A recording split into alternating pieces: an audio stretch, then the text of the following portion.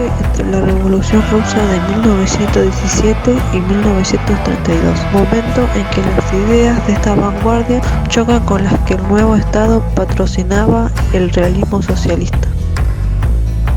El término vanguardia rusa cubre muchos movimientos artísticos independientes, pero intensamente relacionados con el neoprimitivismo, el rayonismo, el suprematismo y el constructivismo. A principios de 1917, Rusia es un imperio, pero al mismo tiempo es un país rural económicamente atrasado respecto al resto de Europa. El zar Nicolás II, último heredero de la dinastía Románov, es un autócrata. La población se divide en dos clases sociales, la nobleza feudal y el resto del pueblo, donde 4 de cada 5 rusos son campesinos y obreros. Las condiciones en las que vivían eran como de la Edad Media y la desigualdad era enorme. En Petrogrado y Moscú, los obreros vivían hacinados en barracones insalubres y con jornadas laborales de hasta 16 horas.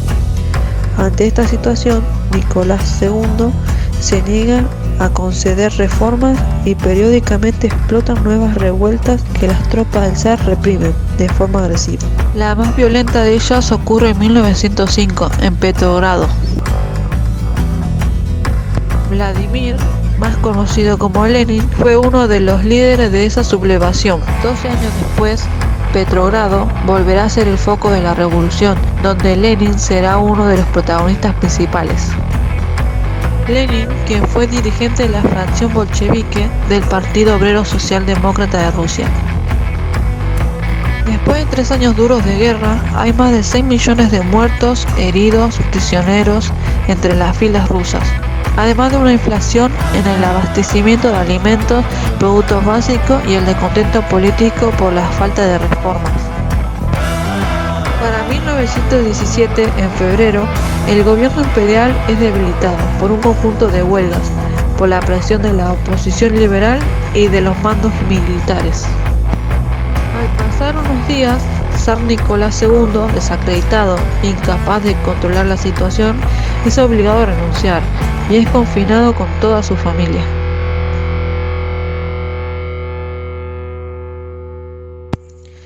Lenin se hizo cargo entonces de Rusia e instauró una república comunista, donde llevó a la práctica un experimento político y social basado en la filosofía, impulsada por el poder de la fe del pueblo en ese ideal utópico.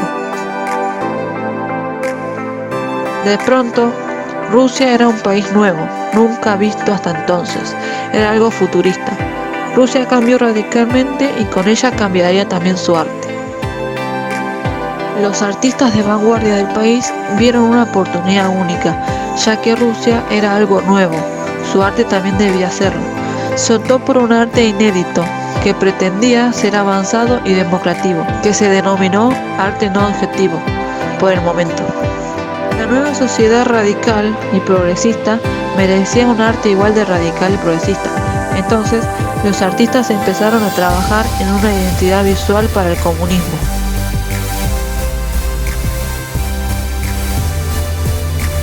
Malevich, Tatlin, Kandinsky, Marc Chagall, Lissitzky, Rodchenko y también muchas mujeres, Natalia Goncharova, Alessandra Ester, Lyudmila Popova, entre otros.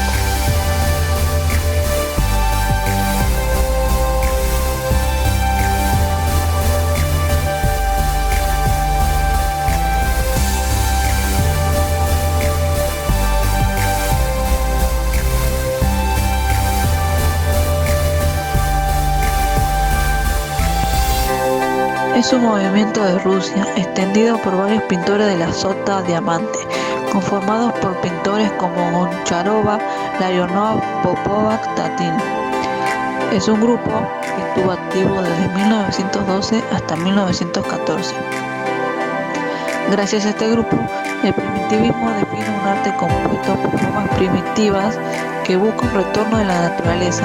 Así se enfocan en la creación de formas ingenuas, casi infantiles y elementos campesinos, como bandejas pintadas, paisajes rurales, personas de etnias diferentes a las europeas y elementos propios de la imaginería popular. No obstante, el primitivismo ha sido criticado por reproducir estereotipos racistas y ha sido visto como una forma de justificar el colonialismo ejercido por los países europeos sobre estas otras culturas. Concretamente, el primitivismo surgió en junio de 1913, cuando el pintor Alexander Rodchenko publicó su manifiesto neoprimitivista. En este argumentaba que el artista debería encontrar nuevos caminos para su creación, desafiando el mundo industrializado y los conceptos tradicionales de las artes. De esta forma, la búsqueda de Rodchenko y de los artistas del primitivismo no se encontraban en las composiciones refinadas, sino en lo que hace esencial a las figuras. Es por eso que se pueden encontrar pinturas con colores saturados y representaciones en apariencias simples. Algunos de los representantes del primitivismo fueron Goncharova, Filonov, Malevich, Larionov, Stravinsky, entre otros. Natalia Goncharova, junto a su pareja Mikhail Larionov, fue la principal promotora de una vuelta del arte ruso a su raíz en pleno furor de las vanguardias, algo que no es descabellado, ya que el arte de vanguardia de principios del siglo XX admiraba y se nutría de culturas exóticas y ancestrales. Esa vuelta a las formas simples, pintadas como con ingenuidad, con frescura, con cierta rudeza y con el colorido del arte popular, es lo que se denomina primitivismo, y lo que específicamente hicieron algunos de estos artistas. Mientras, Larionov es un artista quien estudia en la Escuela de Pintura de Moscú, quien, mientras es totalmente impresionista, pinta a todas horas del día y en cualquier lugar. Jardines, árboles, de ahí su costumbre que perdurará siempre, de preparar al máximo sus telas para captar las íntimas gradaciones de colores y de luz. Rayonismo. Es un movimiento de vanguardia. Cuenta con su propio manifiesto ideológico, el Manifiesto Rayonista de 1913. Se desarrolla de la mano de Larionov y Goncharova. El rayonismo propone la descomposición del tema en haces de líneas oblicuas, una especie de rayos de luz de diferentes tonalidades. Aspectos como la luz, el color, el tiempo y el dinamismo son de gran importancia en el rayonismo. En sus obras dio gran importancia a la composición y el espacio. Por otro lado, tuvo presente el efecto del movimiento a través de la luz y el color. Se incluyen dentro de la atracción por sus cuadros atravesados por líneas y luminosos de colores citados que rompen con cualquier referencia figurativa al mundo real.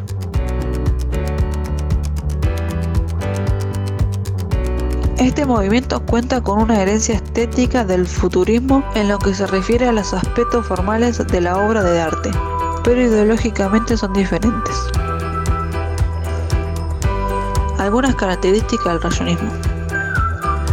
Aparece en prototipos sociales y cotidianos, colores vivos, fuertes y saturados. Utiliza formas espaciales que resultan del cruce de los rayos reflejados por los diferentes objetos. Rechaza lo individual y desarrolla la autonomía del cuadro.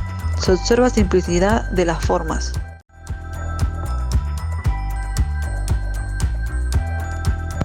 El suprematismo. Un movimiento que tuvo como telón de fondo las turbulencias de la Primera Guerra Mundial y la revolución de ese país ante el régimen zarista, y que intentaran contextualizar el arte abstracto de acuerdo con su capacidad, como un medio para intentar ayudar a la humanidad a lograr encontrar una existencia más significativa. Puede ser considerado como un arte espiritual, idealista o utópica. Cualquiera que sea la etiqueta que se le atribuya, el objetivo del suprematismo era buscar diferentes formas de usar la abstracción para liberarse de las expectativas y limitaciones del mundo físico para conectarse con algo más puro.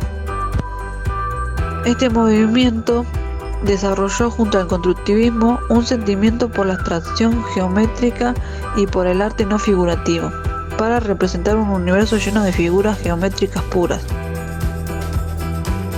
Se gesta gracias a las ideas de Malevich, que proponía una nueva visión del arte no figurativo y compuesto por formas geométricas y colores puros, otorgando así una representación del universo formal sin objetos. Malevich y Vladimir en 1915 escriben el manifiesto de este nuevo estilo, donde definen que el arte ya no depende de la imitación de la realidad, sino que es sin contenido alguno. Será por eso que el contenido formal de esta vanguardia se apoya en una realidad totalmente original en donde forma y color son protagónicos de las sombras. El suprematismo tuvo en sus comienzos la influencia del cubismo y del futurismo, desde donde se fueron destacando aspectos esenciales de cada movimiento para dar el paso al rechazo del arte convencional y el comienzo de una búsqueda sobre pura sensibilidad en la geometría, hasta llegar a una abstracción de forma y colores simples. Fue fundamental la supresión de todo aquello anecdótico y expresivo, subyacente en el arte abstracto. Para eso, sus obras se centraron en la predominancia de las formas básicas de la geometría, el uso de colores como el amarillo, azul, verde y rojo, acompañados de negro, blanco y gris. Una simplicidad en la composición y organización formal predominó del color plano y sensaciones de movimiento.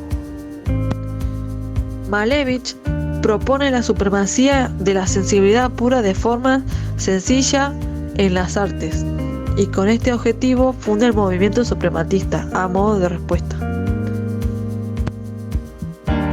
Ante esta corriente reflexiva, la obra con la cual inaugura este estilo fue Cuadros negros sobre fondo blanco, en 1915. Sus siguientes obras se alternaron entre la norma de la forma como la serie negra, otra de mayor dinamismo y color. Para el año 1918, Malevich realiza su obra más fiel a las normas, blanco sobre fondo blanco, periodo tras lo cual abandona su carrera como artista para dedicarse a la enseñanza y a la escritura. Era un arte abstracto de forma, entonces únicamente se utilizaba en triángulos, cuadrados, cruces y círculos. Sus formas eran puras y absolutas, con armonías sencillas. Se utilizaban colores planos que fueran contrastes, principalmente los primarios y algunas gamas intermedias, blanco y el negro. La gama de colores era bastante reducida y principalmente se utilizaba el color rojo, negro, azul, blanco y verde. Tenían un fuerte predominio de fondos neutros, donde generalmente el blanco. Las pinturas proporcionaban una sensación de movimiento y velocidad. Este tipo de pintura se desvinculaba de la naturaleza y le da origen a una realidad totalmente original. Los principales representantes del suprematismo son Kazimir Malevich, Alexandra Ster, Olga Rosanova y el Sirki y Alexander Roncharova. Nace en Rusia influenciado por las ideas de la revolución que en nombre del proletariado habían llevado a cabo con él. Se viene una profunda crisis social y económica como consecuencia de la guerra mundial y la propia revolución rusa, cerrándose de esta manera una era de la historia, y se abre una nueva época para la humanidad a partir de los años 20. El arte en Rusia se convierte en una edificación, en un producto, más el constructivismo implica que la obra de arte sí es una construcción que se articula como un edificio y se realiza siguiendo métodos análogos. Esta nueva vanguardia comparte origen y fecha con la anterior, por lo que su desarrollo es paralelo y ambas se vigilarán de reojo en su evolución. Fue fundado por el escultor y pintor ruso Vladimir, aunque como movimiento no surgió hasta 1920, respaldado por el manifiesto realista de los hermanos Brezhnev y Gabo. Principales características del constructivismo a mencionar. Se valora la simultaneidad del espacio, luz y tiempo. Se basa en lo abstracto, relacionado con la industria y la técnica, lo geométrico y funcional, se relaciona con el cubismo, futurismo y dadaísmo. Estilo basado en líneas puras y formas geométricas. Uso de colores como el naranja, rojo, azul, amarillo, negro y blanco. Rechaza el arte burgués y evita el ornamento. Principales artistas del conjunto a mencionar: Alexander Rochesco, Naugabo, Elisiski y Ojoba. Ya en la segunda parte de la revolución, una vez establecido el régimen, los experimentos artísticos de la vanguardia fueron vistos con sospecha, y paradójicamente lo experimental e innovador se pensó a considerar decadente y burgués. Lo cierto es que la población, en su mayoría analfabeta, no sabían de qué estaban hablando los artistas, tampoco la cúpula política y militar. Cuando el régimen soviético se estableció sobre 1932, Stalin se hizo con el poder y el arte sufrió un paso atrás. En 1932, esta ley promulgó el decreto sobre la reconstrucción de las organizaciones literarias y artísticas del Comisariado de la Ilustración. El arte pasó a la sección de ideología y propaganda. Se reprimió lo experimental, incluso con violencia. Muchos intelectuales y artistas emigraron, otros fueron purgados o llevados a otro lado. Los que quedaron se dedicaron a lo único que les dejaron hacer, un arte realista y glorificar exclusivamente al país y a su líder. Una obra a mencionar: Rosas para Stalin, 1949, de Boris Vladimir. Fue llamado realista socialista sin fantasías, aunque transmitiendo una falsa utopía. Era un arte con los pies en la tierra. Ahora el arte tenía que ser una representación artística históricamente fiable de la realidad en su desarrollo revolucionario, propaganda en el peor sentido. El escritor Máximo Gorki decretó que el arte ahora debía tener obligatoriamente 4 características: ser proletariado, o sea, relevante y comprensivo para el trabajador; típico, mostrando escenas de la vida cotidiana del pueblo; realista, en el sentido de representación al figurativismo; y partidaria, apoyando las ideas del Estado y del partido.